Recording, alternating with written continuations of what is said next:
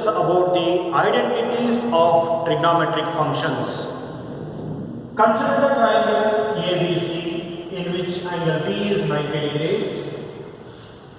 With respect to A, let us find the identities.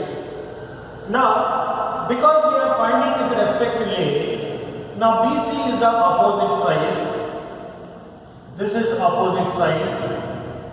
And AC is opposite to 90 degrees. That is why it is called as a hypotenuse. Then AB will be called as adjacent side. Now before I move into the identities, let us once again recall all the 6 trigonometric functions with respect to this triangle. Okay? See here, if I want to find sine A, I will write here this one, sine A. Okay? Sine A is opposite upon hypotenuse, which is equals to, opposite is BC and hypotenuse is AC. So sine A will be BC upon AC. Then cos A, which is equals to adjacent upon hypotenuse. So according to the triangle, AB is the adjacent and AC is the hypotenuse. So AB upon AC. Then we have tan A, which is equals to opposite upon adjacent. So opposite here is BC and adjacent is AB. So this becomes BC upon AB.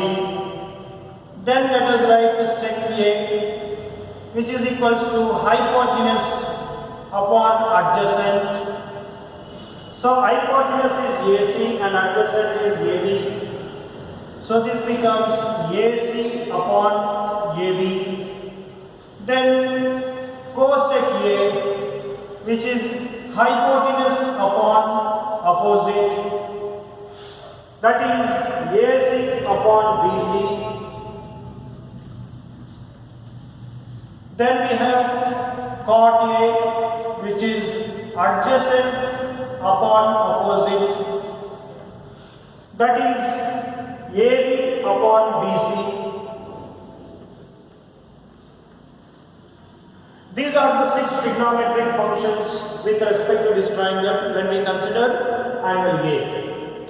Now I am going to derive the identities which are very important and will be used in almost everywhere of the trigonometric chapter. Okay. See, because this is a Pythagoras, this is a triangle which is right angled here at B, we can apply Pythagoras theorem, and you know that every right angled triangle, for every right angled triangle you can apply Pythagoras theorem. Now here angle B is 90 degrees, so I am applying Pythagoras theorem to this triangle. So when I apply Pythagoras theorem to this triangle, by Pythagoras theorem,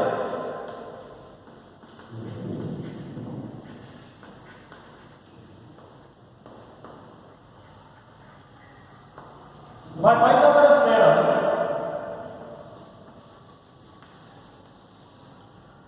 AB the whole square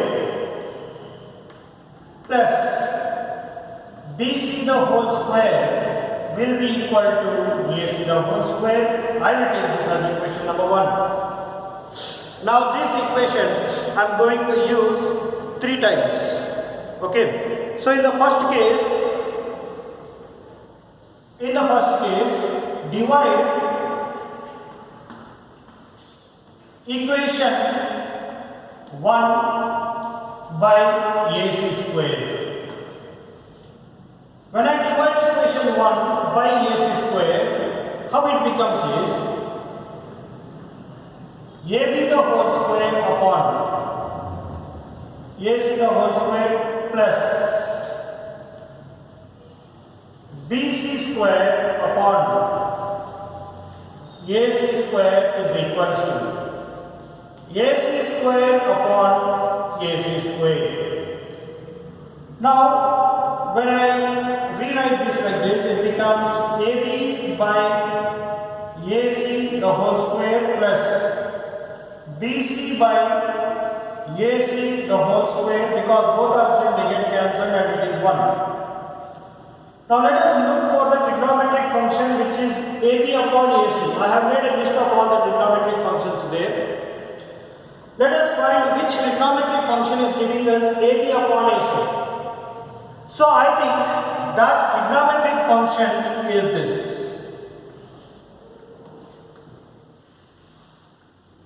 Can you see this one? AB upon AC here. And here also we have AB upon AC. That means AB upon AC is nothing but cos A.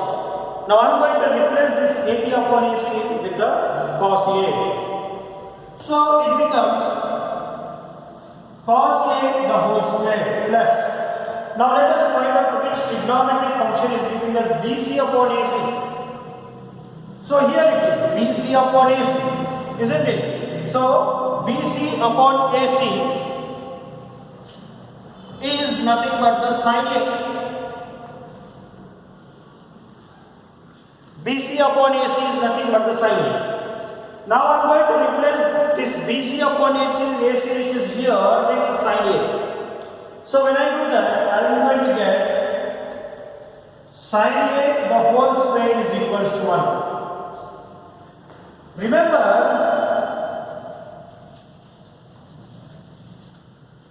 sin A the whole square, we can write it as sin square A. At the same time, cos A the whole square, we can write it as cos square A. So, I am writing this cos A the whole square as cos square A plus, now this I am writing as sin square A and it is equals to 1. Now this is the identity. This will be true for all the angles.